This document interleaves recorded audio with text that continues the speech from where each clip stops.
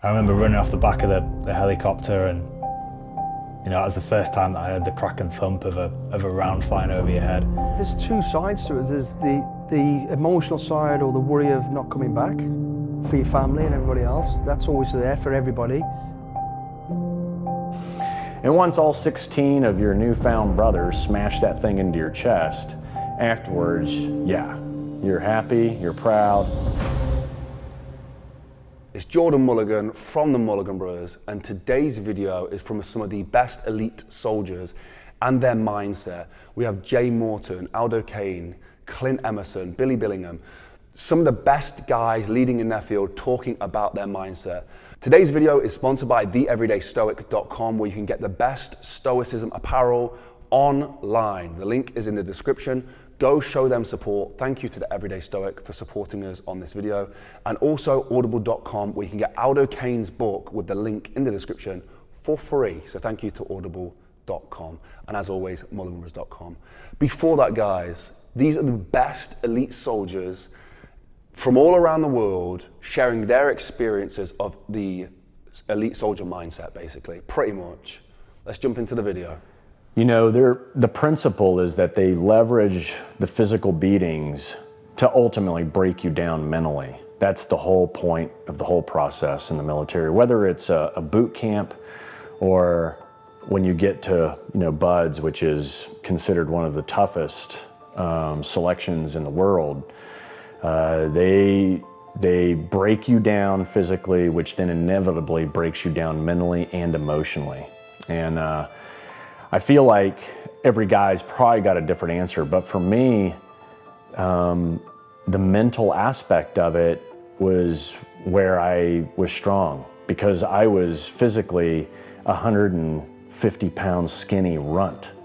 So all I had was this, you know? And so for me, getting through whatever the test was of the day started here and ended here. Where a lot of guys, you had Naval Academy athletes, you have even professional athletes that stop what they're doing to try and become a SEAL.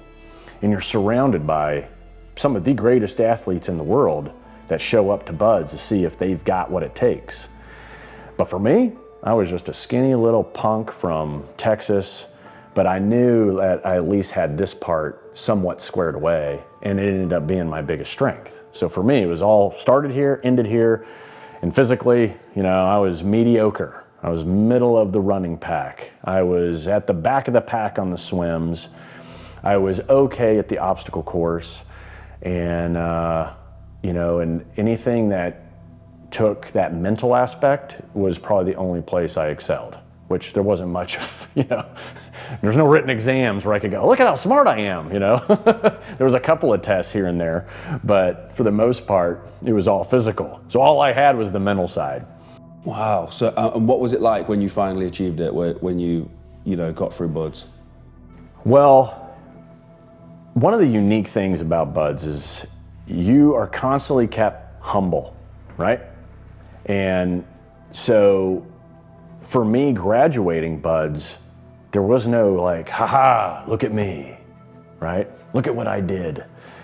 It didn't exist, because you knew, like, wait, this is just the beginning. Like, I got a long road ahead of me. You know, you've got to get through. For me, I was a medic, so I had to go get through the Army Special Operations Medical School. And I was like, holy shit, that's like one of the hardest schools in the military, mentally. I knew that I had to go through Advanced SEAL training, which back then was called STT, SEAL Tactical Training. And that's where you actually learn how to be a SEAL, because you don't learn that in BUDS, right? And then I knew I've got to then check into my SEAL team. And then I'm going to be put into a platoon. And it's the platoon that decides when I get my trident. So I still had a multi-year path to go before I was actually going to put on the symbol that represents Navy SEAL. So when I graduated BUDS, I knew, well, this is just the beginning. I have a whole lot of shit I gotta do. And so, you know, there was no real big celebration. Of course, you have a moment when you're like, okay, thank God that's over. But now I got to go start the next stress test, right? And then the next one, and then the next one. So because of that process, most SEALs, I think, are pretty humble in the fact that we have what's called, or what I call, the new guy mentality. You're always a new guy, no matter where you show up, right? There's always somebody more seasoned, someone smarter, faster, stronger. And so the golden rule as a new guy is always volunteer for everything, always come in early, always stay late, and keep your mouth shut. And so I just maintain the new guy mentality, just like everyone else. And as long as you do that, then you're never really going to be in a position where you're pounding your chest and saying, look at what I've accomplished. Boy, I feel great about myself right now. If you don't get yelled at, or if you don't have one of your peers call you out and say that you fucked up, then that was probably a good day, because you're not going to get a pat on the back or get a, hey, good job from your buddies. If you get silence from your buddies after you've done something, then that means you've done it right. That's all you get. So yeah, like I was 19 years old turning up at basic training, and you know, I still had that like element of that fat shy kid that was like chasing me around. So like when I turned up, I remember turning up at the train station, and you all meet in the same location, and like the screws or the corporals come and take you up to the camp. And I remember looking around at the other lads and just thinking, like there's some big lads, but everyone looks stronger and fitter than you, or like more confident, or you know, you just have this perception of them, and they're probably, you know, looking back now, they're doing exactly the same. They're looking at you going like, fuck, like these guys are stronger, fitter than me. I think it's just something that humans have got ingrained into them. And then yeah, you jump in the minibuses and drive and get thrown like a set of like Ron Hills and a maroon jumper, and that's you. You like get your head shaved and you're initiated into the transformation camp from civilian to soldier. And it is literally that, right? You turn up as a civilian, you know, wide-eyed, eager, and you leave as a soldier. And it takes 6 months. And yeah, like, do you know what? I kind of shocked myself getting through that, because I was never the fittest. Like I was never the strongest. I was never at the front. Like, and we used to do these exercises where, you know, it'd be a warm up before we went on a tab, and the PTIs would, you know, point to a tree and just say, right, everyone to that tree and back. Last 10, go again. And I'd always be in that last 10. And then it'd be right, go again, last 5, go again. And I'd always be in that last 5. But I kind of like, I had a bit of a theory around that. And I guess because I was never the fittest, never the strongest, but I've always completed stuff and always hung on. So I've always been used to being, you know, in that fatigue state. Like that's quite normal for me, which, as we all know, that builds resilience and that builds a stronger mind and body. Whereas the front runners, they were just used to, you know, running at their normal pace and just being okay with that. So, you know, when you deploy to places like the jungle or some of these harsher environments, like where everyone is on that level of fatigue, like for me, it was just normal. And you'd see some of the fittest people just fall over and, you know, collapse with heat stroke, or, you know, just not be able to carry on just because of the conditions. Do you know what? Like, my head goes empty when you're in that dark place. I've just always been someone who can put one foot in front of the other. And I think if you break down any mental or physical challenge, it's just a case of progression. And as long as you can keep that momentum and keep that progression going forward, you'll get to where you need to go. Like, going back to, again, like I'm in my comfort zone when I'm fatigued. So, you know, that I just know that I can just keep, you break it down, right, and it's just one step, and then the next step's just one step, and just, you know, forget about where it is that you need to go and just concentrate on that next step. And like, the rest is just time, and time moves right, time ticks down, and then eventually you just find yourself in that position. You know, as a young kid, I think I was, I don't want to call it fearless, I'd actually call it stupid. Nothing bothered me. You know, getting into a fight didn't bother me, nothing. I wasn't scared of anything or anybody. I'd fight people twice my age, 3 times my age, not a problem. But then I realised now I'm stepping into a real man's world. This is an old nonsense bullshit world. And that happened immediately. And I remember standing on a square with 70 other recruits, and I was one of the youngest, and definitely the skinniest, or one of the skinniest. There's 2 of us that are quite skinny. And I remember looking down the line, and it was blokes with big chests, hairy chests, tattoos, moustache, you know, and I was like, wow. And I was a skinny little kid thinking, I'm out my depth. There's no way I'm going to be able to compete with these people. And that was in my mindset. And I was already starting to, you know, mentally lose it and thinking, I ain't going to do it. Then I just thought, I'm here. I'm not going back to that lifestyle. I've got to make this work. And as the weeks went by, the numbers got fewer, and I was still there. And every day I looked down the line and more people went, these big guys were going, it gave me strength and it gave me belief. I thought, I can't fucking do this. I'm gonna do this. And I started to not get cocky, I got confident and believed in myself. And every day was difficult, every day was different and hard, but I just thought, I can do this. And it went on and went on and went on, and the numbers got fewer and fewer and fewer, and I was still there. And it was hard. You know, and every day I felt like throwing my hand in, but the thing that stopped me doing it was going back to the lifestyle and the way I was. I couldn't do it. There was only one way I was going to go back to that, is if they said to me, you have failed, you're out. Until they tell me that, I'm going to keep going. And it was hard work. And at the end of it, there was 7 of us originals left, and I was the champion recruit. I was actually the best recruit for that troop. They were all great guys, don't get me wrong, I just shone a little bit more than. And I think, to be fair, I had an advantage having been in cadets. I knew some of the basic skills, so that helped me along the way. But on the physical side of it, it was hard. It's really hard. I was up against big, hard people. What is that, to describe the training? What's it like? The test at the start. How's that going for you? It was difficult, you know, running with boots, running with weights, being in the gym 40, 50 minutes of non-stop, pushing myself. I'd boxed a lot, so I was used to, you know, cardio work, but this was relentless. It was non-stop. There was no breaks, no breaks. You've been screamed at, shouted at, and you're being pushed really through your limits.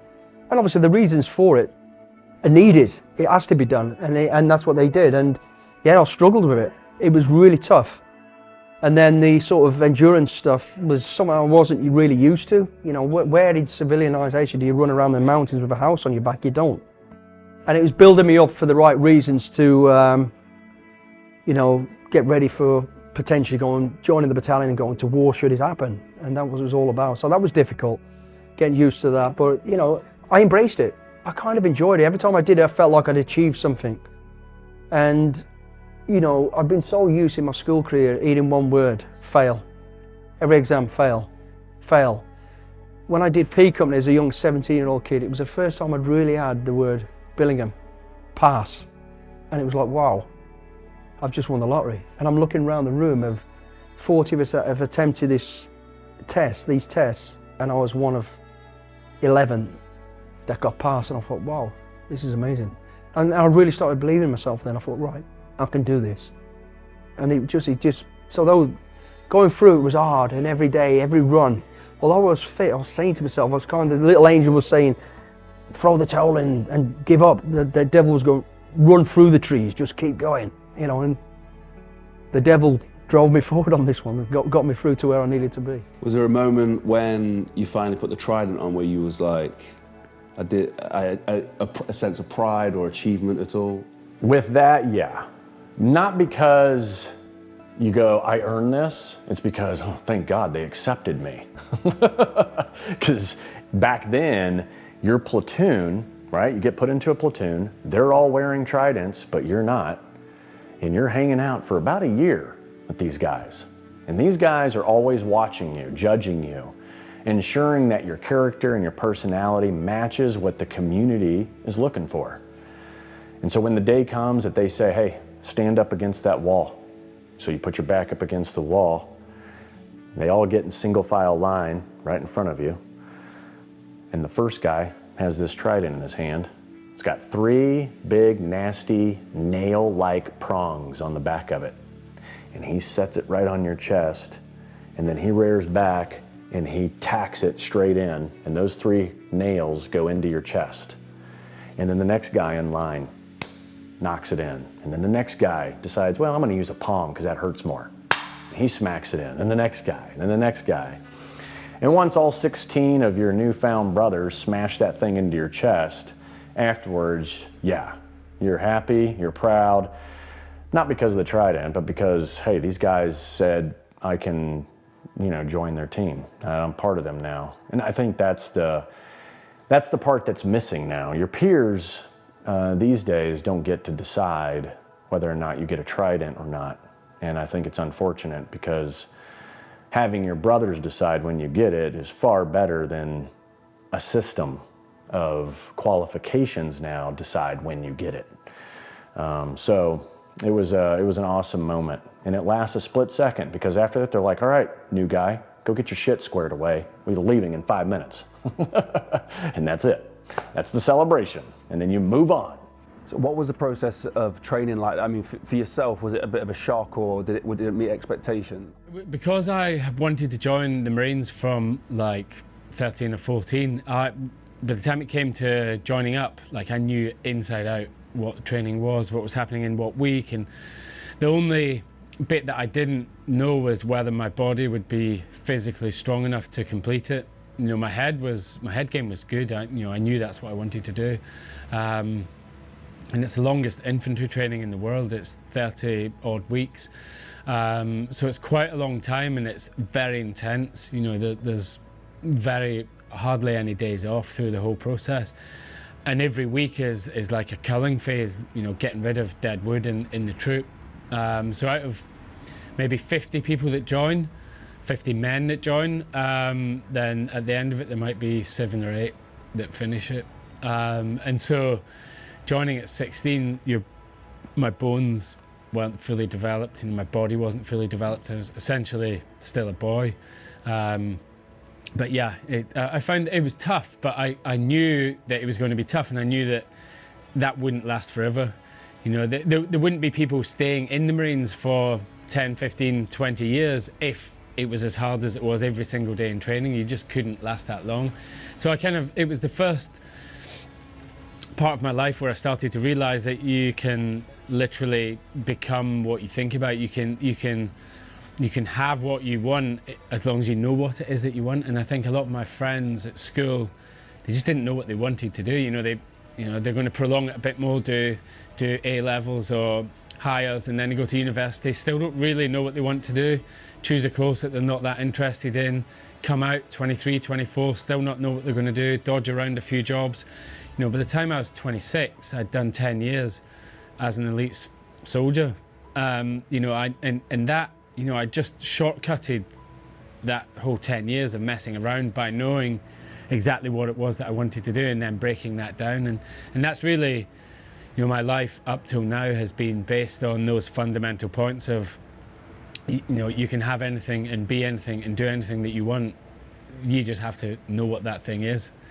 I mean, that's so important as well, and I think for some reason it's not instilled in people. Like, I think we can work hard, but work hard towards nothing. And like having a goal, we can get there. And it might not even be the right place you want to arrive at, but you will find you get progress, and sometimes looking back, the dots connect as well. You say it as a 16-year-old going, into this training with men, fully grown men. How much of it was physical and how much of it was mental? Yeah, I suppose that, the Royal Marines training is hard physically. You get smashed every day, relentlessly for the entire time that you're there. But as a young man, you're fairly robust, you're fairly resilient to that sort of training. If your mindset is good, of 50 people that start, let's say 10 finish, not all of those 40 that don't make it have physical injuries. The majority of those probably just don't have the minerals to finish the course. And that's because, there's a big lesson there in anything that you do. If the why isn't big enough, then you'll never have the drive, the determination to get out of bed early and finish that thing.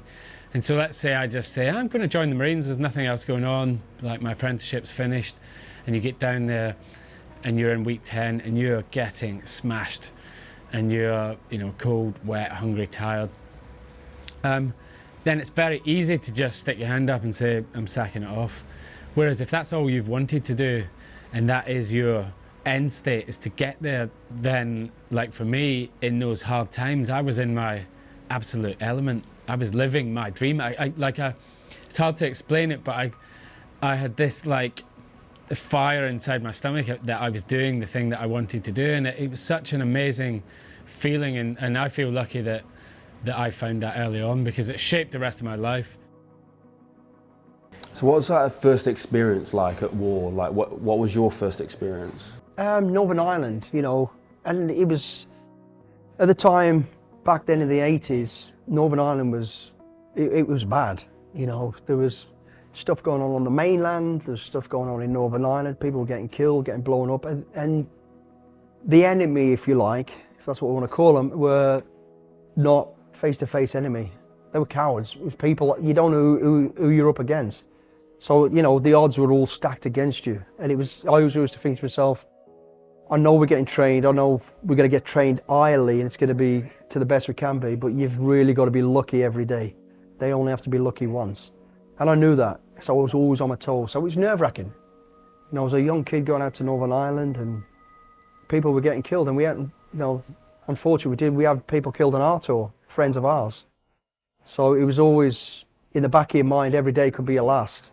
Not to over-dramatise it, it was always there, and it had to be there. I think it was a good thing because it kept you alert, didn't get you complacent. You know, you've got to be on your toes every minute you step out of that door. Even when you're indoors, you know, there was chances of getting mortared or whatever. So without painting a dull, crazy picture, it was, you had to stay switched on. It was an intense time, you know, tour. For anyone who's getting into the military, what is that first adaptation to war? Like, is there the same thing everyone goes through? I guess so. There's two sides to it. There's the emotional side, or the worry of not coming back for your family and everybody else. That's always there for everybody. But secondly, it's challenging. It's exciting. It's like an adrenaline. This is a chance to prove myself. This is where I've trained to supposedly produce the goods, and now I'm going to go out there and produce the goods. And whether that's stopping terrorism or stopping whatever, or doing good things, that's what you're there to do. And no one knows. I don't know how I was going to react to being shot at, being close to being bombed or whatever, until you're out there and do it. And every single military person, male and female, will tell you the same. They want to go and experience it. Anybody who says they like war and war's great, they're fucking idiots. No one likes war. No one likes conflict. You know, but that's our mainstay. That's our biggest test. You know, a Formula 1 driver is trained to go as fast as he can and win a race. Dangerous, and got to do it. A soldier is there. The worst case scenario is to be put in a conflict type situation and being able to keep your head, make a clear, clarified decision, and do the right thing. And that's what I wanted to know. Can I do that? Am I capable of doing that? Am I actually capable of not just doing it, but adding something to it and making a big difference? And I will say I was fortunate too. I enjoyed it. Not the conflict, I enjoyed the decision making. I'm very much a crisis manager. I'm pretty quick on my feet, thinking up, get a decision and go. I hate planning. I hate sitting back and think. The more you think about something, the more you tie yourself in knots, the more problems you throw into it. The longer you got to plan it. What if the enemy's got this? What if that? What if that? What if the meteorite falls out the sky and lands? And you can go on forever. I like quick reaction, and my first time of conflict allowed me to realise, actually, I can think on my feet, and when the situation changes and ain't as clear as we thought it was going to be, I can make a decision. And every single person wants to know that. How will I react? And so war's that test for you guys, like the ultimate test. Yeah. So do you get, well, I mean, we spoke about this previously, like you get drawn into taking that test again and again and again. Yeah, because every time, no timing, any war, conflict, battle, whatever you want to call it, is the same. There's always surreal moments. There's always something different. It never, ever, I'll be honest with you, and I've done a lot of operational stuff, mainly with the regiment, but also with the parachute regiment. It's never, ever gone to plan. Never, ever. You know, it goes to plan in terms of we got the right result, but what we, at each stage, would plan for, out the window. Normally from the moment you either step off the helicopter, step out your vehicle, parachute into the place, everything changes. Communications will always go down. It just happens. So now you got to think on your feet. It's visual all the time, visual and verbal, keeping control of things. Oh my God, there's more than we expected. Oh my God, there's a minefield. Oh my God, there's civilians tied in the middle of this. How do we think on your feet? And every situation is different, you know. And I remember some of the bizarrest of situations in conflict. You know, in the Bosnia conflict, halfway through a horrendous sort of ground battle that was going on, is some guy washing his car like it's a Sunday afternoon. You're like, where did that just come from? What the is that about? War is strange. It's nasty and it's strange. You know, and you've got to now be able to think fast on your feet and can't just become all of aggressive and go for this. It's about changing and we live in a world of ramping up and ramping down sort of scenarios, because, you know, someone's out there trying to kill you. You've got to step it up to stop that. But in the middle of that, all of a sudden there's a family and bang, you've got to back off a bit and find another solution. You know, you're thinking all the time. It's a lot going on and it's challenging. And yeah, I enjoyed the challenges. I enjoyed it, you know. I didn't enjoy what the situation was, people getting killed and shit, but I enjoyed having to think and come up with a solution that's for the better. So on that 2006 tour of Afghanistan, so the first time that I came under contact, we deployed out, so it was supposed to be a peacekeeping operation, and we didn't know it would go as noisy as what it did. But we deployed to a place called Nauzad, and we had a patrols platoon that were already stationed there, doing some recce stuff, and we literally landed in these CH-47 helicopters, and I remember running off the back of the helicopter, and you know, that was the first time that I heard the crack and thump of a round flying over your head, and we'd just run into this massive scrap that the patrols lads were in.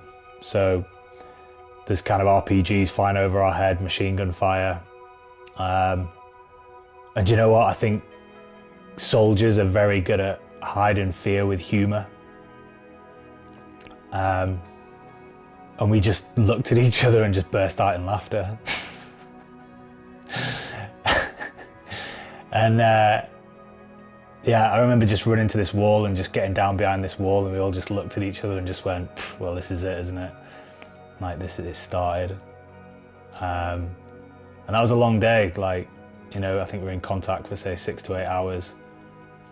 And personally, I think once you get over the first reaction of the first round that's been fired and the first round that you've heard, the rest of it just all sounds the same. Like you're in that moment then. And the rest is just about thinking logically about how you combat that situation and how you get out of that situation. Yeah, like those kind of contacts, you've got a lot of time to stop and think, because generally, you know, you could be shooting at each other from 100 meters away. You know, 9 times out of 10, those rounds aren't very accurate. So you can generally get behind some sort of cover and take time to plan and think about your next move. You know, as your career progresses and you end up, you know, fighting closer to people, so in buildings or in closed spaces, the time it takes to make the action or make the decision gets reduced. So that's more about your instincts and more about just training that you've done previous. Do you know what? I think deep down I've still got that, you know, shy, chunky boy just follows me around everywhere. I think probably a lot of people that, you know, that look successful from other people's viewpoints probably have some sort of shy, chunky young boy that follows them around. And there you go, some of my favorite guys from all around the world talking about the mindset of an elite soldier. So thank you so much to all those guys.